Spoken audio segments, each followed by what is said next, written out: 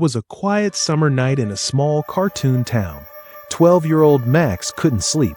The moon shined brightly through his bedroom window, and the streets outside were completely empty.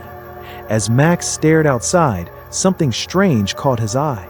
A yellow school bus slowly rolled down the street. Max sat up. "That's weird," he whispered. School had ended weeks ago. Besides, it was exactly midnight. The bus stopped at the bus stop right across from his house. Its headlights flickered. The doors opened with a loud shh. But nobody got off. Max watched carefully. Then he noticed something that made his stomach twist. The bus driver wasn't moving. Not even a little.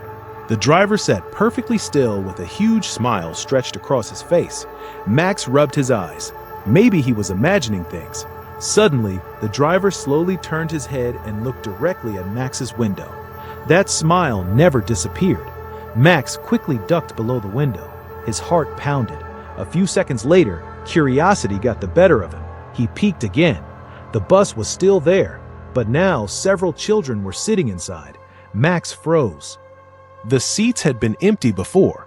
The children stared silently out the windows.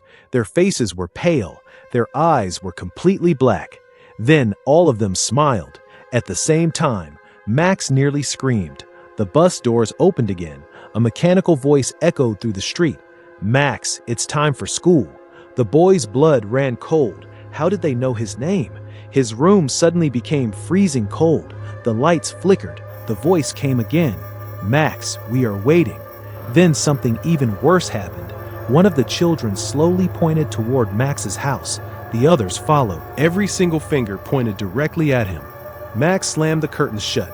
He jumped into bed and pulled the blanket over his head. Outside, he heard the bus horn. "Han, conk, conk." The sound grew louder and louder. Then, silence. Minutes passed. Finally, Max gathered enough courage to look outside. The street was empty. The bus was gone. The next morning, Max ran to the bus stop. Everything looked normal, except for one thing. Lying on the bench was an old student attendance sheet. The paper looked decades old. At the very bottom was a list of names. Max's eyes widened. His name had been added, written in fresh black ink, and next to it, in tiny letters, were the words, "Pickup scheduled, tonight, 12:00 a.m. That night, as the clock struck midnight, a familiar bus horn echoed outside his window. Honk, honk, honk.